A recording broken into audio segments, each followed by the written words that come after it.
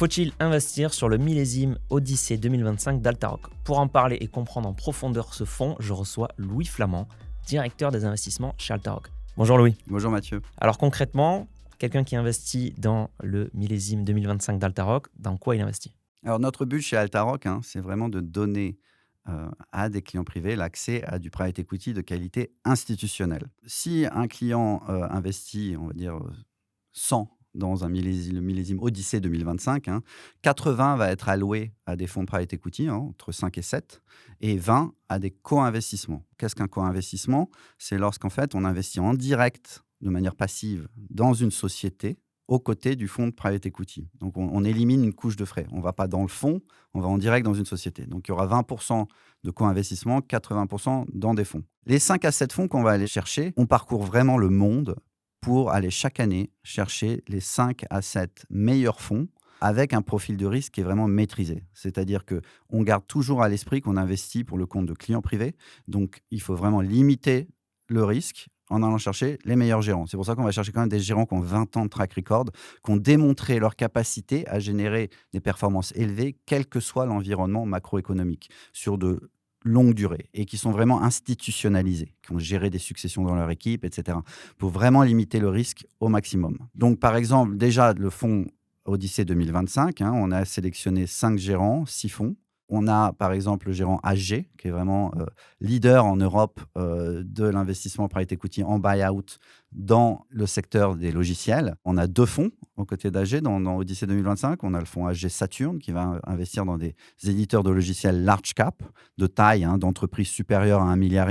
Et le fonds Lower Middle Market qui s'appelle AG Mercury, qui est très difficile d'accès, auquel on a eu, nous, accès, et qui va vous donner une exposition à des éditeurs de logiciels de taille plutôt jusqu'à 750 millions d'euros, on va dire. C'est un gérant dont la performance a été vraiment très élevée et très cohérente, homogène dans le temps. Deuxième gérant, on a investi chez Insight Partners, donc le fonds 13 aux États-Unis. Eux aussi, ils investissent beaucoup dans le secteur des logiciels et les services autour de la technologie. Mais là, c'est vraiment du growth equity. Donc eux, ils investissent dans des sociétés qui sont en très, très forte croissance. Donc là, il n'y a vraiment pas de levier. Ça croît très vite. Il va y avoir un peu d'exposition à l'intelligence artificielle dans ce fonds, mais de manière plutôt sécurisée, on va dire. Et c'est pas très risqué, c'est-à-dire qu'ils vont plutôt aussi aller vraiment vers le buyout.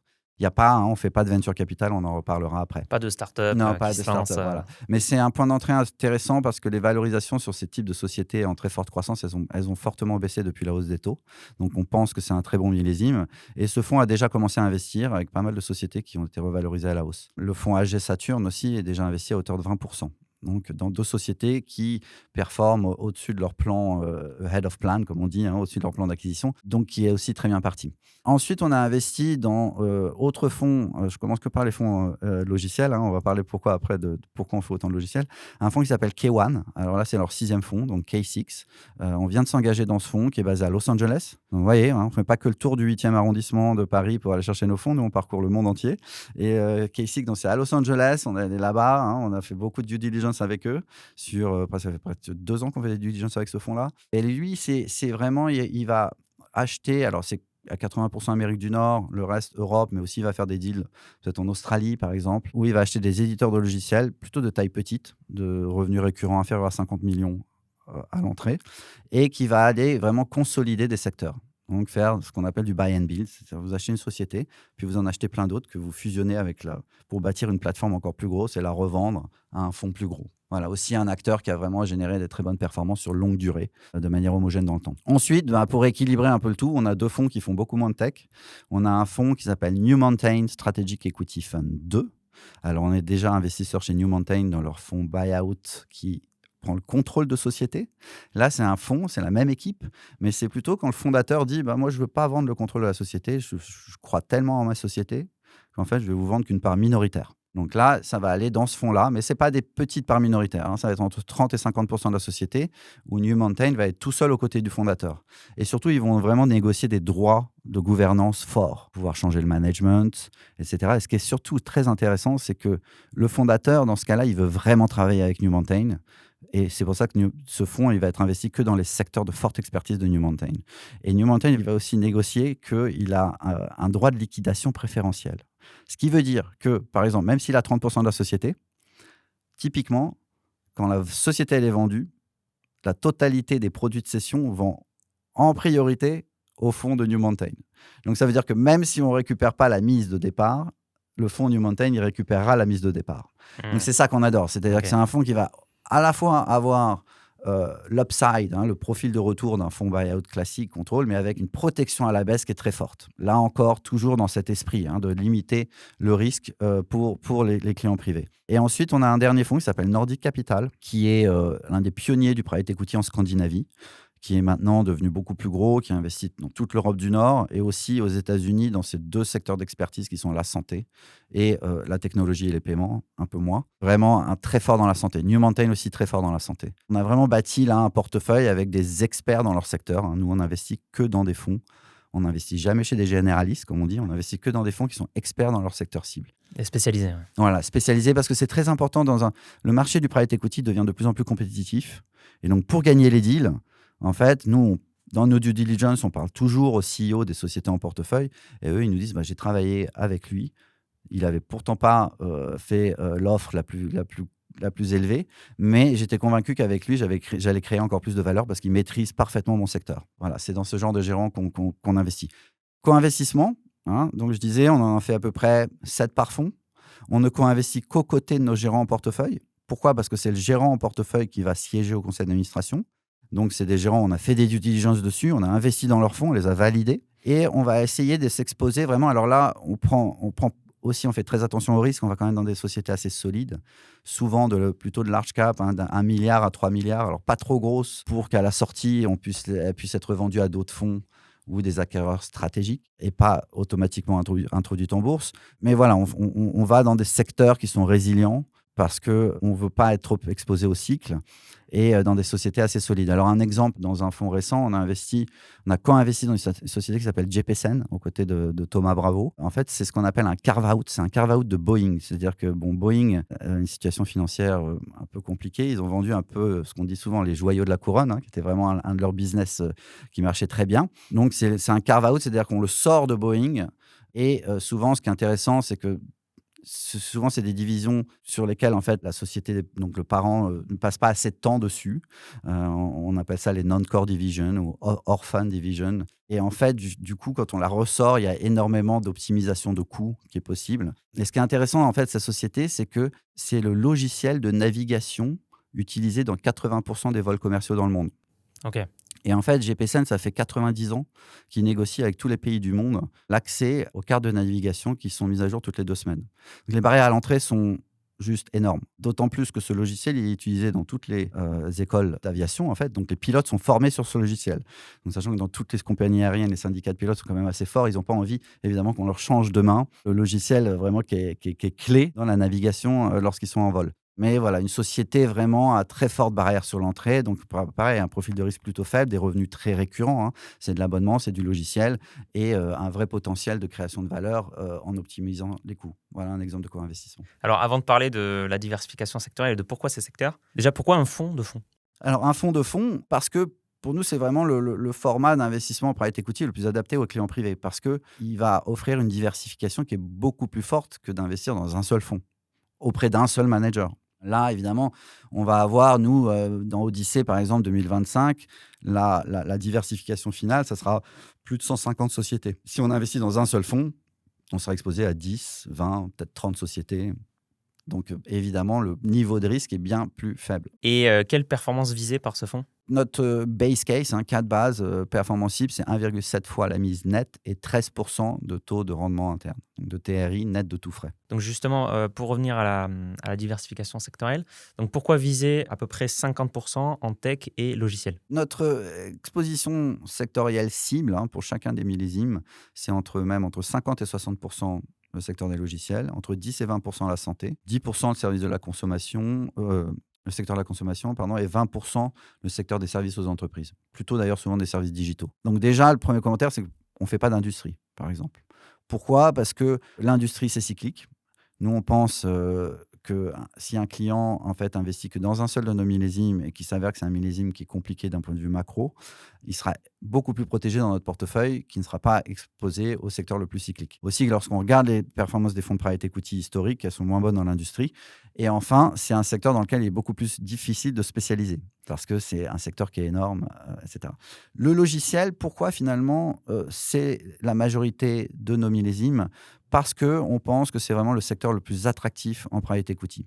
Pourquoi? Parce qu'il a à la fois le profil de retour le plus attractif et en plus le profil de risque le plus faible. Vous savez qu'historiquement, hein, un éditeur de logiciel donc, vendait l'accès à son logiciel via une licence. Donc il y avait un seul paiement, on payait pour la licence à vie. Aujourd'hui, on est passé sur un modèle qu'on appelle SaaS, Software as a Service. C'est un abonnement. Donc, on paye un abonnement pour avoir accès au logiciel, mais avec en plus d'autres services, de maintenance, de mise à jour, proposition de nouveaux modules, etc. Donc, c'est devenu finalement un abonnement qui donne donc une visibilité absolument fabuleuse sur le chiffre d'affaires futur, avec un niveau de revenu récurrent qui est très, très élevé.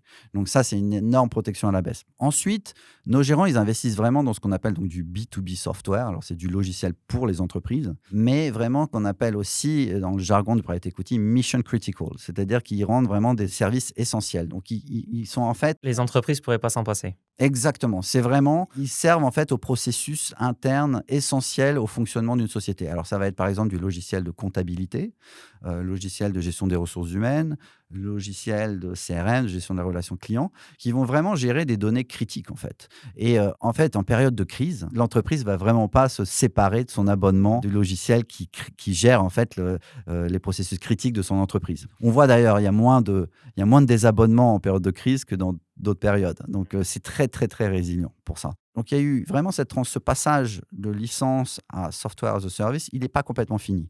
Donc, c'est une transition qui continue encore. Mais il y a un nouveau relais de croissance qui est fabuleux, qui est l'intelligence artificielle. L'intelligence artificielle va avoir des impacts. Alors, il y a certains logiciels moins différenciés, etc., qui vont souffrir de l'intelligence artificielle.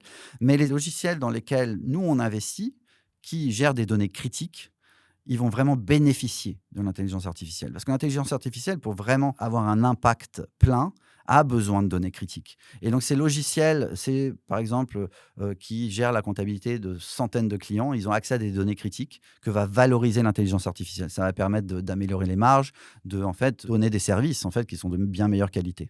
Et on parle d'ailleurs de plus en plus de la transition du SaaS vers AI SaaS, donc avec une couche d'intelligence artificielle. Donc, il y a vraiment, vous voyez, il y a des perspectives de croissance énormes et en plus, une résilience à toute épreuve. C'est-à-dire, on l'a vu, hein, de manière historique, quand on passe toutes les crises, les boîtes de logiciels, elles vivent très bien les crises. Donc, c'est avant tout pour ça qu'on aime ce secteur. Et au niveau de la diversification géographique maintenant, quelle est votre stratégie et que visez-vous? Notre répartition géographique cible, c'est 45% États-Unis, donc Amérique du Nord, 45% Europe et 10% Asie. L'Amérique du Nord, c'est un marché qui est incontournable. Alors, de manière simple, hein, en private equity, l'Amérique, il y a très forte qualité des gérants, des marchés de capitaux très développés. C'est très important pour avoir accès à de la dette, pour du levier, et aussi pour avoir accès à la sortie, en fait, avoir des vrais marchés avec des acquéreurs, etc., pour qu'il y ait vraiment de la liquidité sur le marché. Et je dirais en dernier, la macro. La macro, en plus, elle est bonne aux États-Unis. Donc là, il y a tout. Il y a qualité de gérant, marché de capitaux développé et bonne macro. Ensuite, l'Europe.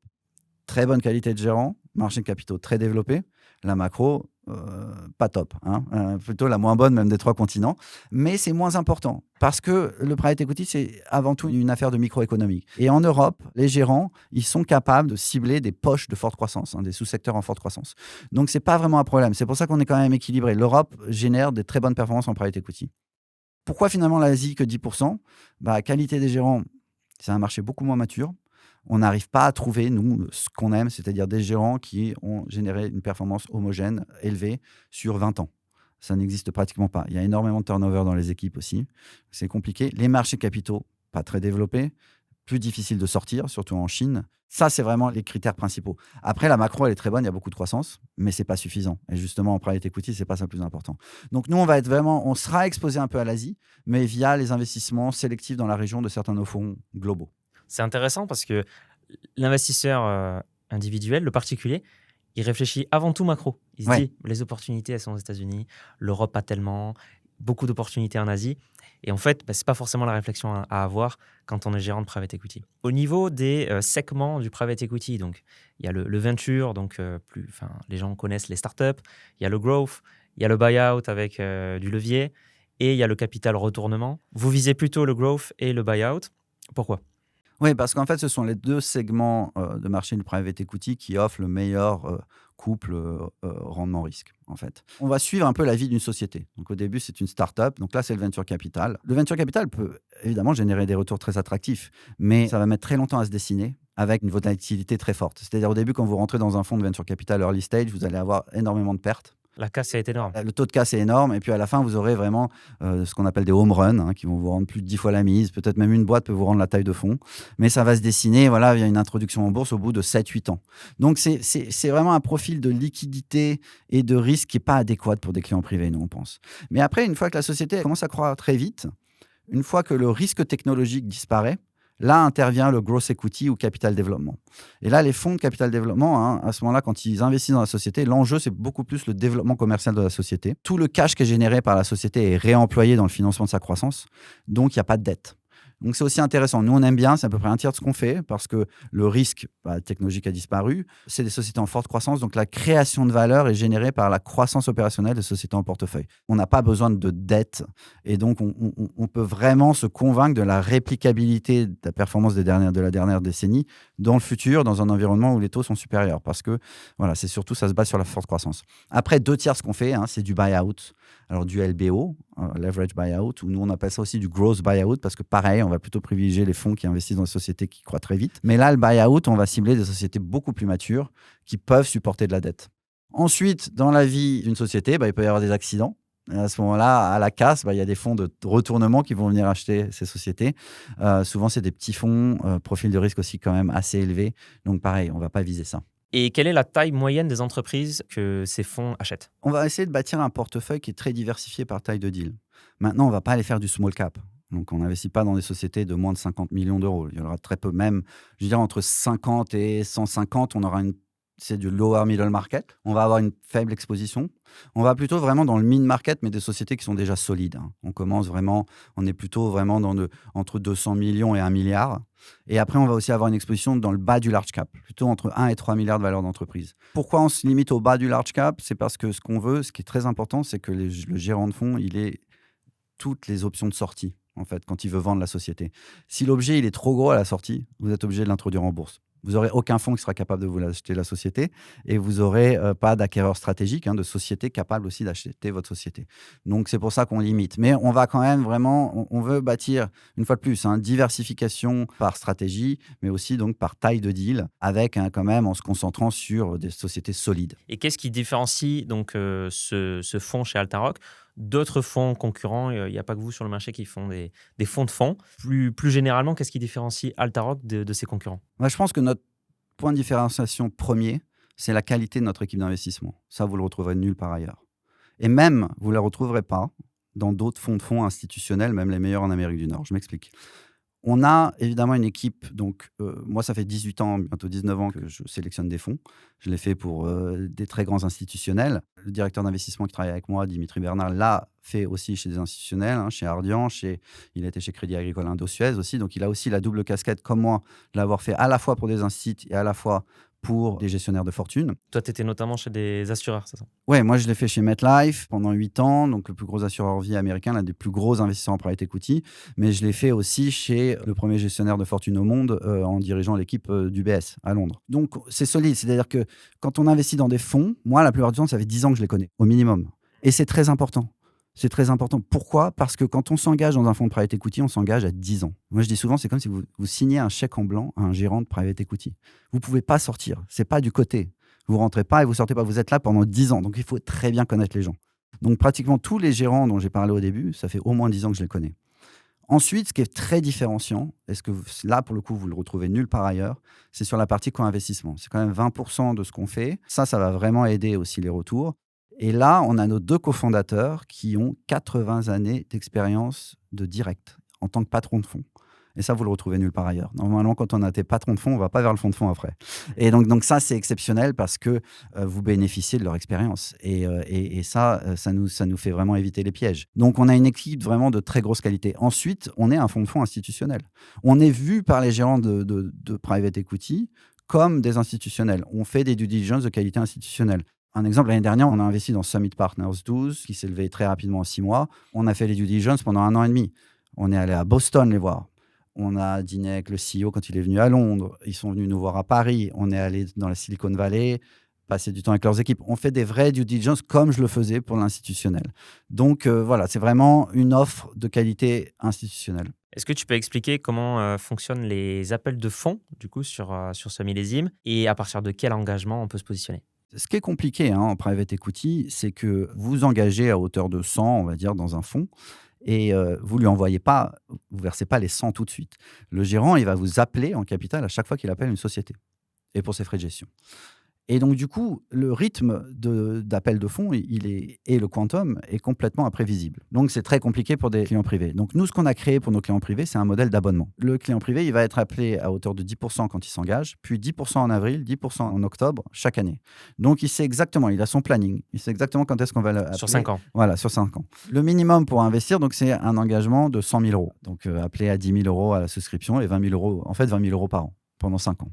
Et quels sont du coup les frais maintenant de ce fonds et des fonds sous-jacents? Donc les frais, ils sont dégressifs en fonction de l'engagement. Ils vont entre 2,5 et 1,65 %. 2,5, c'est vraiment justement pour le client qui investit à hauteur de 100 000 euros. Et en dessous, il y a la couche de frais, les fonds dans lesquels on investit. Il y a 20% de co-investissement sur lesquels on ne paye pas de frais. Donc sur la poche globale, regardez à peu près pour le Odyssey 25, je crois que j'avais regardé, c'est à peu près 1,3%. Vous allez me dire, ça fait à peu près 3,8% au total. Il faut savoir une chose, c'est que si vous vouliez répliquer le programme d'Altaroc tout seul, il faudrait que vous recrutiez une équipe d'investissement, un back-office et un middle office. On avait fait le calcul, il faut être un family office de très grosse taille pour arriver à avoir des frais moindres que les frais d'Altaroc. Ensuite, il y a un point qui est très important, alors c'est un peu technique, c'est une technique d'investissement institutionnel et qui permet vraiment de réduire de manière très importante l'impact des frais sur l'écart entre la performance brute et la performance nette. C'est ce qu'on appelle le recyclage. Comment on fait ? Un fonds de private equity, donc il va appeler, il achète des sociétés. Donc pendant les premières années, il fait que vous appeler de l'argent. À partir de l'année 4, il va commencer à distribuer, il commence à vendre des sociétés. Et là, au lieu de vous distribuer la totalité des produits de cession, il va en garder un peu, qui va remettre au travail dans le portefeuille. Ce qui fait que s'il aurait dû être investi qu'à 85% au mieux, avec tous les frais qu'il prend, donc il vous investissez 100 dans le fonds, il vous prend 15 de frais, on va dire, sur 10 ans, il aurait pu investir que 85. S'il garde une partie des distributions et qu'il les recycle, c'est ça qu'on appelle le recyclage, il les remet au travail dans le portefeuille, il peut arriver à investir à 95, à 100, ou même au-dessus de 100. Et nous, tous les fonds qu'on sélectionne, ils vont investir au moins à 95%. On passe énormément de temps là-dessus. S'il investit à 95% ou 100%, ça réduit l'écart entre le brut et le net de manière équivalente à s'il avait réduit ses frais de gestion de 30 à 50%. Ensuite, sur la couche supérieure, nous, quand on lève 100, on ne va pas provisionner les frais. On engage 100, on met 100 dans le portefeuille. Il faudra qu'une partie des distributions qu'on reçoit, en fait, compense finalement les frais qu'on a facturés. De cette manière, on réduit énormément l'impact des frais sur l'écart entre le brut et le net. Alors, j'ai tourné une vidéo dessus, qu'on peut trouver sur Altaroc TV, le recyclage. Mais c'est très, très important parce que c'est vraiment une technique d'investissement institutionnel pour vraiment faire en sorte que les frais ont un moindre impact, vraiment moindre impact sur l'écart entre le brut et le net.